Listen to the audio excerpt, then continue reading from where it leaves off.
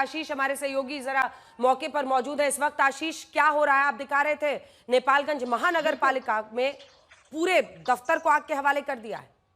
बिल्कुल अंजना, मैं अगर आपको दिखाऊंगा तो एक नहीं चारों तरफ आग ही आग आप पाएंगे, क्योंकि ये जो दफ्तर है इसके अलावा पूरी सड़क पर भी पूरी तरीके से आग लगाई गई है। और ये चारों तरफ जो धुएं के गुबार और आग देख रही होंगी, यहाँ पर बड़ी बड़ी मशीनें थी, उनमें आग के हवाले कर दिया गया है। और ये अभी भी आग जल रही है, आप देखिए किस कदर। और ये सिर्फ गुस्सा है उन लोगों का जो सरकार के खिलाफ, भ्रष्टाचार के खिलाफ, और इसी को लेकर ये पूरे नगर निगम का जो म्युनिसिपल कॉर्पोरेशन का पूरा ऑफिस था उसको आग के हवाले किया गया है। और हजारों की तादाद में यहाँ पर युवा और यूथ पदाधिकारी मौजूद थे। और अभी भी बाहर का जो एरिया अगर आप देखेंगे तो उसमें पूरी तरीके से आग के हवाले कर दिया गया है। और इसको अभी भी लगातार लोग रुक नहीं रहे हैं, बिल्कुल रुकने का नाम नहीं ले रहे हैं। और ये तस्वीरें बयां करती है किस कदर यहाँ पर ये वो हुई। आप देखिए कि किस कदर जो बड़ी बड़ी गाड़ियां थी, रिक्शे थे, कुर्सियां थी, यानी कि यहाँ की जो बेंच बैठने थी पब्लिक की, सिलेंडर थे, सभी को आग के हवाले किया गया है। और ये अभी भी जो आग लगी है और लगातार उसको बिल्कुल रुक नहीं रहे। ये भी कहा जा रहा है कि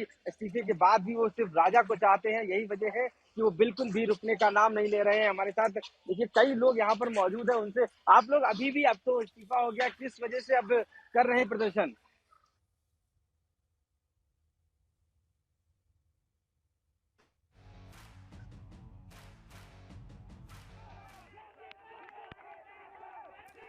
सिग्नल वहां पर कमजोर है फिलहाल और बार बार कट जा रहा है कनेक्शन, लेकिन ये स्थिति आप नेपाल की इस वक्त देख रहे हैं। ये नेपालगंज की तस्वीरें, अलग अलग जगहों की, काठमांडू की अलग अलग जगहों की तस्वीरें हैं।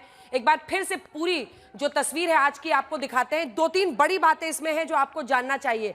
बालेंद्र शाह, जिसकी तस्वीर हम आपको दिखा रहे थे, जिसका नाम जेनजी की तरफ से सोशल मीडिया पर आगे किया जा रहा है प्रधानमंत्री पद के लिए, काठमांडू के ये मेयर है। बालेंद्र शाह की भी तस्वीर इसके साथ दिखा दीजिए। काठमांडू के मेयर हैं, जेनजी आंदोलन के ये समर्थक हैं। कई लोग ये भी मान रहे हैं कि काफी हद तक ये बहुत सक्रिय रहे इस आंदोलन के दौरान। पेशे से सिविल इंजीनियर हैं और रैपर रहे हैं ये। 2022 में निर्दलीय मेयर बनकर इन्होंने इतिहास रचा था नेपाल में, और 2023 में टाइम मैगजीन में टॉप 100 की सूची में भी ये शामिल थे। बालेन शाह नाम है इनका। और जो जेनजी है वो इनके लिए कई जगहों पर ये पूरा सर्कुलेट हो रहा है। पूर्व पीएम केपी शर्मा ओली के विरोधी ये माने जाते हैं, खुलकर इनका विरोध करते हैं। ये रैपर भी हैं और काठमांडू के मेयर जेनजी के आंदोलन के समर्थक, और एक उसमें महत्वपूर्ण चेहरा भी हैं, पेशे से सिविल इंजीनियर, रैपर भी हैं। और दूसरा एक आपको हम प्रोफाइल आज दिखाना चाहते हैं एक ऐसे व्यक्ति का जिसको आप देखेंगे कि उनका नाम बताया जा रहा है, काफी सक्रिय वो भी रहे। अगर इस पूरे आंदोलन में जो मुख्य तौर पर चेहरे रहे हैं तो उनमें है सुदन गुरुंग, हामी नेपाल संगठन के ये लीडर है। वही हामी नेपाल जिसको माना जा रहा है, जिसने पूरा ये जो आंदोलन है इसको खड़ा किया। 2015 से सक्रिय हैं। 2020 में इस हामी नेपाल का रजिस्ट्रेशन हुआ था। संगठन युवाओं में काफी लोकप्रिय है ये, और सुदन गुरुंग काफी सक्रियता के साथ आगे बढ़े हैं और इस जेनजी आंदोलन को इन्होंने ही लीड किया है। आशीष एक बार फिर से हमारे साथ जुड़ गए हैं और कुछ ही देर में रोहित हमारे सहयोगी भी हमारे साथ जुड़ जाएंगे। आशीष, बार बार आपका सिग्नल वहां से कट जा रहा है, धीरे धीरे अब शाम हो रही है। हाँ, बताइए आशीष। बिल्कुल, देखिए अंजना, देखिए यहाँ पर जो जेनजी का ये प्रदर्शन है वो अभी भी जारी है। आप देखिए हाथों में अभी भी जो लेकर प्रदर्शन गुस्सा है वो दिख रहा है, और हाथों में बड़ी बड़ी बंदियां और लेके किस तरीके से केपी को प्रधानमंत्री कह रहे हैं। ये जो लपटे, ये गुब्बार, धुएं के जो गुब्बार हैं, ये समय समय से फट रहे हैं, यानी कि अलग अलग जगह पर आग के हवाले किया गया है। और ये पूरा सिर्फ नेपाल के ही लुम्बिनी में ही नहीं, पूरे नेपाल में अलग अलग जगह पर इस तरीके की आपको गैस के गुब्बारे फटते हुए दिख रहे होंगे। और ये दिखा रहे हैं, देखिए किस लेवल पर यहाँ पर आग को हवाले किया गया। और अभी भी ये देखिए सामने लेकर आ रहे हैं, ये तस्वीरें दिखा रहे हैं कि किस तरीके से ये अब आग के हवाले करने जा रहे हैं। और इसको, ये गुस्सा है इनके अंदर का, जो सामान है यहाँ का, उस सभी को आग के हवाले कर रहे हैं। ये देखिए आप एक्सक्लूसिव तस्वीरें आज तक पर देखिए किस कदर ये यहाँ पर जो आग के हवाले किया जा रहा है। ये गुस्सा दिखाता है इन युवाओं में। ये पूरी जो कह रहे हैं कि पूरा ये ऑफिस था, इसको तो किया ही किया, इसके साथ साथ ये जो आसपास के जो ऑफिस थे उनको भी किया गया। ये आप देखिए तस्वीरें दिखाती है किस कदर ये गुस्सा है इन लोगों का। और यही वजह है कि यहाँ सड़क से लेकर ऑफिस से लेकर कई जगह पूरे नेपाल में इस तरीके की तस्वीरें चारों तरफ से दिखाई दे रही हैं। और ये लपटे कहीं ना कहीं दूर तक अभी भी लोग रुकने का नाम। ये दूसरी तरफ भी तस्वीर आ रही है। आशीष, आप तस्वीरें दिखाते रहिए। इस बीच दाईं तरफ भी आप देख रहे हैं, ये केपीएस ओली का घर बताया जा रहा है। चाहता हूँ। आशीष, मैं आ रही हूँ आपके पास। ये दूसरी तरफ की तस्वीरें भी एक बार फुल स्क्रीन दिखा दीजिए। अभी तक की मिली जानकारी के मुताबिक ये केपीएस ओली प्रधानमंत्री का निवास है, जिसको जनता ने आग के हवाले कर दिया है। ये जो सफेद घर आप देख रहे हैं, ये प्रधानमंत्री केपीएस ओली का घर है, जिसको आंदोलनकारियों ने वहां पर आग के हवाले कर दिया है। जबरदस्त गुस्सा इस वक्त नेपाली जनता में, युवाओं में। भ्रष्टाचार के मुद्दे पर सरकार के खिलाफ उनका ये सबसे बड़ा आंदोलन। और इस बीच भारत की नजर लगातार बनी हुई है। झापा में ये ओली का घर है। झापा में केपीएस ओली, प्रधानमंत्री केपीएस ओली का घर है, जिसको पूरी तरह से आग के हवाले कर दिया गया है। और सब कुछ सामान पहले बाहर निकाला, उसको फेंक रहे हैं, फिर पूरे घर को आग के हवाले कर दिया। अंदर आप खिड़कियों से देख रहे हैं कैसे पूरे धू धू कर लपटें वहां पर धधक रही हैं घर के अंदर। ये प्रधानमंत्री का झापा में उनका घर है। जी आशीष, बताइए, दिखाइए आशीष। देखिए जरा, ये देखिए आप एक तस्वीर देखिए किस कदर ऊपर से जो सामान है उसको निकाल कर सीढ़ियों के जरिए नीचे लाया जा रहा है। अब इसको आग के हवाले किया जाएगा। ये तस्वीरें दिखाती है गुस्सा कि सरकारी ऑफिस में चाहे कुछ भी हो, ये सीढ़ी लगाकर ऊपर की बिल्डिंगों में गए हैं और उसके बाद अभी भी आग के हवाले लगातार कर रहे हैं। क्योंकि ये दूसरा जो पार्ट था वहां पर ये आग के हवाले किया था। अब सीढ़ी लगा के प्रदर्शनकारी रुक नहीं रहे हैं और पूरी तरीके से इस जैसे ऑफिसर्स हैं, इसके कई ऑफिसों को उन्होंने आग के हवाले कर दिया है। और ये तस्वीरें दिखा रही हैं आपको कि जो चाहे कहीं भी किसी मंजिल पर कुछ भी हो, वो उस सामान को नष्ट कर रहे हैं, उस सामान को जो सरकार के भ्रष्टाचार को दिखाती है। क्योंकि ये बहुत बड़ा भ्रष्टाचार है उनकी नजर में और ये मानना है कि सरकार को उस भ्रष्टाचार का जवाब देना होगा। और इसी वजह से ये सारे लोग इस जगह पर इकट्ठा हुए और अभी भी लगातार आग जारी है। मतलब प्रदर्शनकारी रुक नहीं रहे हैं। वो बिल्कुल भी ऐसा नहीं है कि शांत हो गया। अगर आप दूसरे स्पॉट पर देखेंगे तो वहां पर पाएंगे कि उस पूरे घर को आग लगा दी गई है। ये एक पूरा स्पॉट था, वहां पर आग लगा दी गई। हम आपको अगर ले चलेंगे तस्वीरों में तो वहां पर आपको दिखाएंगे कि ये देखिए, ये पूरा जो ऑफिस था, ये इस पूरे ऑफिस के जो बैक साइड पोर्शन था, यहाँ पर भी आग के हवाले किया गया है। तो ये गुस्सा वो है जो दिखाता है कि किस कदर ये गाड़ी थी यहाँ पर जो म्युनिसिपल कॉर्पोरेशन, इस गाड़ी को पूरी तरीके से आग के हवाले कर दिया गया है। और ये अभी भी आग की लपटें देखिए, ताजा ये आग एक्सक्लूसिव तस्वीरें हम आपको दिखा रहे हैं जो कि सिर्फ सीधे नेपाल से। और आप देख सकते हैं कि किस कदर यहाँ पर जो गुस्सा है भ्रष्टाचार के खिलाफ वो दिखाया जा रहा है। ये जो बिल्डिंग आप देखिए, पूरी जो बिल्डिंग में आग लगी हुई है, ये ऊपर साइड में लगी हुई है, क्योंकि ये नीचे नहीं है। हमने आपको जो दिखाया था दूसरे तरफ की थी, लेकिन ये अलग दूसरे जो हाउस बने हुए हैं उसके पास की जो बिल्डिंग है उसमें आग लगाई गई है। और अभी भी देखिए कागज और वो सब निकाल निकाल कर आग लगाने का लगातार प्रयास है। क्योंकि जो गुस्सा थमने का नाम नहीं ले रहा है ना, ये तस्वीरें बयां कर रहे हैं कि चारों तरफ सिर्फ काले बादल है, कुछ दिखाई नहीं दे रहा है, सिर्फ और सिर्फ धुएं का गुबार है।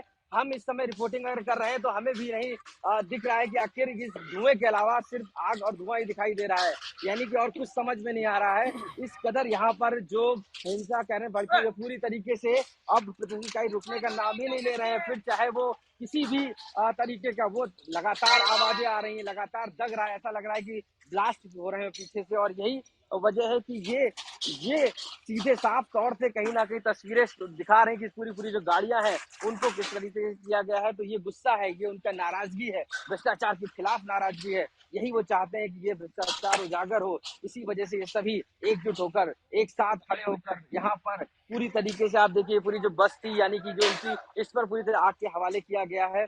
अलग अलग जो जगह हैं, अलग अलग जगह पर आग के हवाले इन सभी यूथ ने। क्योंकि अभी भी जो फाइल देखिए आप, ये अगर हम आपको एक्सक्लूसिव तस्वीर दिखाएंगे, इसमें फाइलें रखी थी। कहा जाता है कि ये भ्रष्टाचार की वो फाइलें थी, ये बताया जाता है। और यही वजह है कि ये फाइलों को किस कदर आग लगा दी गई है। आप देखिए कि आप तस्वीर एक्सक्लूसिव देखिए कि नेपाल में किस कदर ये हिंसा फैली हुई है, किस कदर यहाँ पर यूथ डिस्टर्ब था, परेशान था। और इसको लेकर काफी समय से यहाँ के लोग मांग कर रहे थे। और ये एक्सक्लूसिव तस्वीरें अगर हम यहाँ रिपोर्टिंग कर रहे हैं तो हमें भी यहाँ पर इतनी कह सकते हैं कि चारों तरफ से आग ही आग है, जिससे हमें भी कभी मुश्किल हो रही है रिपोर्ट करना कि आखिर किस कदर चारों तरफ इस चीजों को। ये बड़ा देखिए जो यहाँ पर धुआं निकल रहा है, यानी इसमें आग लगाई गई और कुछ ही देर में ये ब्लास्ट भी हो सकता है। तो काफी सेंसिटिव जगह है, काफी चीजें हैं। बड़ी बड़ी जगहों पर बड़े बड़े घरों को पूरे लगा दिया गया है। तो ये कहीं ना कहीं दिखाता है कि जिस तरीके से आग लगाई गई है उसमें प्रदर्शनकारी रुकने का नाम नहीं ले रहे हैं और वो पूरी तरीके से अब रुकने का नाम नहीं ले रहे हैं। ये जो तस्वीरें हैं नेपाल से, वो हम ठीक है, हम आपके पास लौट रहे हैं। आप वहां पर रहिए आशीष, अपनी सुरक्षा का भी ख्याल रखिए। आपने देखा पूर्व प्रधानमंत्री झालानाथ की पत्नी की मौत हो गई है आगजनी में वित्त मंत्री विष्णु पौडेल को दौड़ा दौड़ा कर वित्त मंत्री को पीटा है लोगों ने सड़कों पर। ऊर्जा मंत्री के घर से बरामद नोटों को उड़ाया। ऊर्जा मंत्री के घर में जितने भी पैसे थे उसको बरामद किया, उसके बाद से उसको उठाया। निजी निवास जो है केपीएस ओली का झापा का घर आप देख रहे हैं, उसको भी आग के हवाले प्रदर्शनकारियों ने कर दिया है। पूर्व पीएम प्रचंड का घर भी जला दिया है। देखिए, जो सत्ता में है, जो सत्ता में नहीं है, जो नेता है, वो सब उनके टारगेट पर है। जो प्रधानमंत्री अभी है, जो प्रधानमंत्री पहले थे, उन सब के घरों पर यह हमला, एक तरह से आंदोलनकारियों ने हमला किया है। उनका यह मानना है कि ये सब आज जिम्मेदार है जिस तरह की स्थिति आज नेपाल की है। और युवा #नेपो किड्स के साथ आज आंदोलन में उतरे। उनका ये कहना था कि ये नेता और उनके बच्चे सिर्फ पूरी मलाई खा रहे हैं और कोई भी फायदा जो है, भला जो है, वो आम आदमी का नेपाल में नहीं हो रहा है। अब एक बार फिर से आपको तस्वीरें दिखाते हैं, केपीएस ओली के घर के झापा की तस्वीरें, जिसको आग के हवाले कर दिया गया है। क्योंकि आप देखेंगे तो खिड़की के अंदर, और जो पूर्व प्रधानमंत्री झालानाथ हैं, उनके भी घर को आग लगाई। ये उनका घर है झापा का, केपीएस ओली का।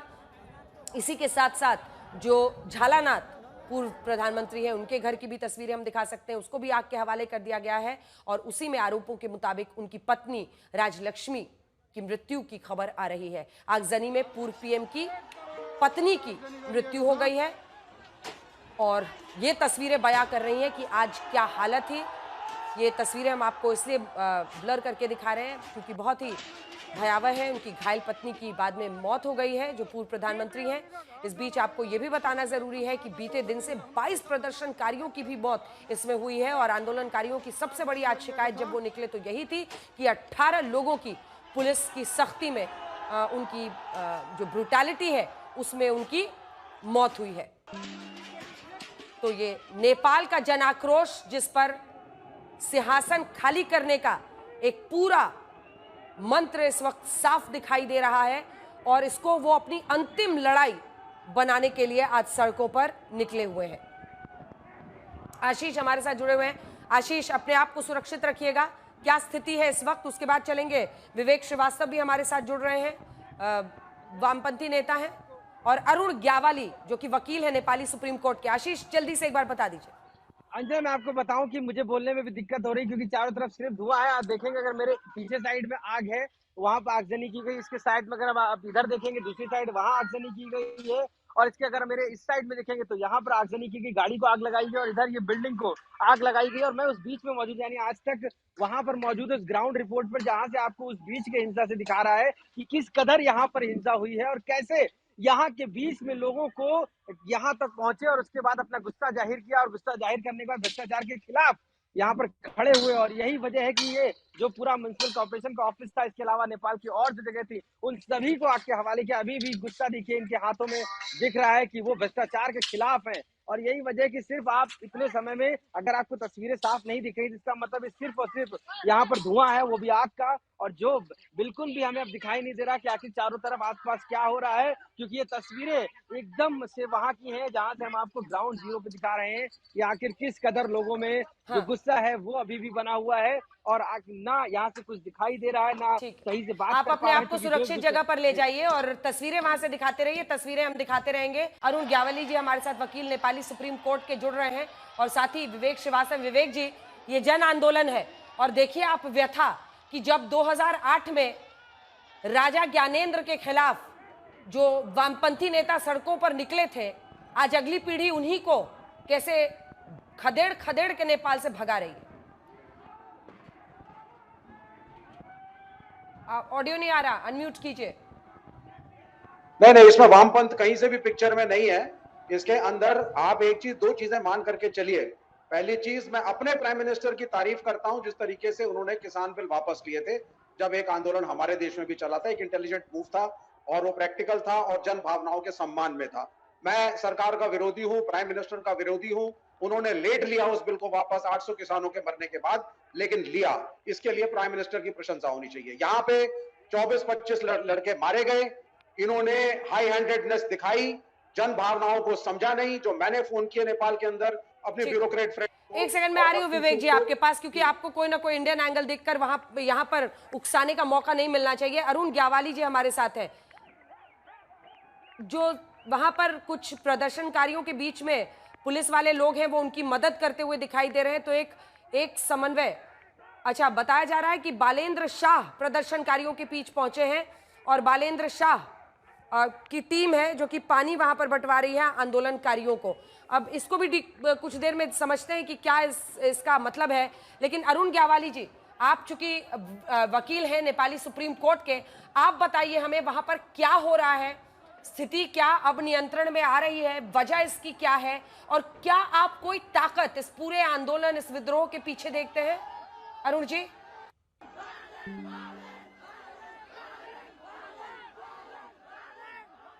अनम्यूट कीजिए प्लीज, अनम्यूट कीजिए। म्यूट किया। हाँ जी बोलिए बोलिए। सबसे पहले मैं आपको सबसे पहले आप क्या समझिए कि ताल मिले नदी के जल में, नदी मिले सागर में, सागर मिले कौन से जल में कोई जाने ना। नेपाल में भ्रष्टाचार इतने चरम में पहुंचे कि इसकी इलाज कहां तक है कोई नहीं जान पाएगा। तो एक बात क्या होता है कि पंछी पंख बिना, हस्ती दंत बिना और प्रजातंत्र विपक्षी बिना वो शोभा नहीं देता। नेपाल में विपक्षी कौन है पता लगाना मुश्किल हो गया जनता को। पहले कांग्रेस सरकार चलाता था तो केपी ओली की गवर्नमेंट विपक्षी होती थी, तो अपेक्षा होती थी कि केपी ओली शायद न्याय के लिए बोले, ये दोनों हटे तो प्रचंड आएगा बोले, वो गए तो खुदरा मुद्रा दल है वो बोले। देखिए, पैसे खाने में और भ्रष्टाचार करने में सारे दल एक जगह पहुंच गए। तो पहली कारण ये है कि हर एक पार्टी के नेताओं के पीछे लोग जो हाथ धो के पड़े हुए हैं, उसके कारण ये है कि भ्रष्टाचार का अंत तभी होगा जब जितने हैजा के बीमारी की तरफ फैले हुए नेता है इनकी उन्मूलन हो, इनकी एबोलिशन हो। हाँ, इसीलिए जनता वहां पर निकली। अरुण जी, अरुण जी, ये बालेंद्र शाह के बारे में भी थोड़ा बताएं। कुछ तस्वीरें आ रही हैं, वो बॉटल वॉटल बांटते हुए वहां पर जा रहे हैं। उनके बारे में बताएं कि क्या है, मतलब उनकी क्या स्टैंडिंग है, क्योंकि सोशल मीडिया पर ही जैसे आंदोलन शुरू हुआ वैसे ही कई लोग उनको पीएम बनाने की बात कर रहे हैं। देखिए, स्वस्फूर्त रूप से लोग पानी बांट रहे हैं। मेरे ऑफिस के नीचे आर्म पुलिस के 4 और आपके सिविल पुलिस के आदमी शरण लेने के लिए आए हुए थे। हेलो, हाँ हाँ, आवाज आ रही है, पूरी करें। हाँ जी, वो शरण लेने के आए थे। इतने डरे हुए थे वो लोग कि कह रहे थे कि हमको आप सिविलियन का कपड़ा दे दीजिए, हमारा हथियार लीजिए, कपड़ा हमारी पुलिस का हम कपड़ा हटाना चाहते हैं। हम लोगों ने इतने हमने उनकी वो बोला कि हमने वीडियो रिकॉर्डिंग उनका नहीं किया, क्योंकि किसी की पीड़ा में रिकॉर्डिंग करेंगे तो ये अमानवीय होगा। हमने उनको अच्छी तरह से रखा, अपने ऑफिस से कपड़े दिए, लेडीज लोग का कपड़ा मंगाया, कपड़ा दिया। वो बोलते हैं कि देखिए, हम लोग तो नीचे तबके के आदमी हैं, हम लोग ये करना नहीं चाहते थे, जिन्होंने किया उन्होंने किया। तो देखिए, हर आदमी नेपाली है, हर आदमी एक आदमी दूसरे का आदमी को मारना नहीं चाहता। कल का घटना क्यों हुआ, वो प्राइम मिनिस्टर केपी ओली की अकर्मण्यता के कारण से हुआ है, उसके अहंकार के कारण से हुआ है, जिसका नतीजा देश यहाँ पे पहुंचा हुआ है। और ये आंदोलन में मैडम एक बात आप नोट कीजिएगा, 28 साल से ऊपर का आदमी को नहीं लिया गया है। उसका कारण ये है कि 28 साल से नीचे का आदमी कोई पॉलिटिकल पार्टी में अलायंस नहीं हुआ है, वो किसी पॉलिटिकल पार्टी का दास नहीं हुआ है, उसका विवेक स्वतंत्र है। तो स्वतंत्र विवेक वाला आदमी ही आपका आंदोलन कर सकता है, इसीलिए आंदोलन इस चरम में आया हुआ है। और हम बोले ना, बहुत दुखद है, क्योंकि देखिए कोई भी नहीं चाहता हिंसा हो, क्योंकि हिंसा जब हो तो फिर परिस्थिति बहुत खराब होती है।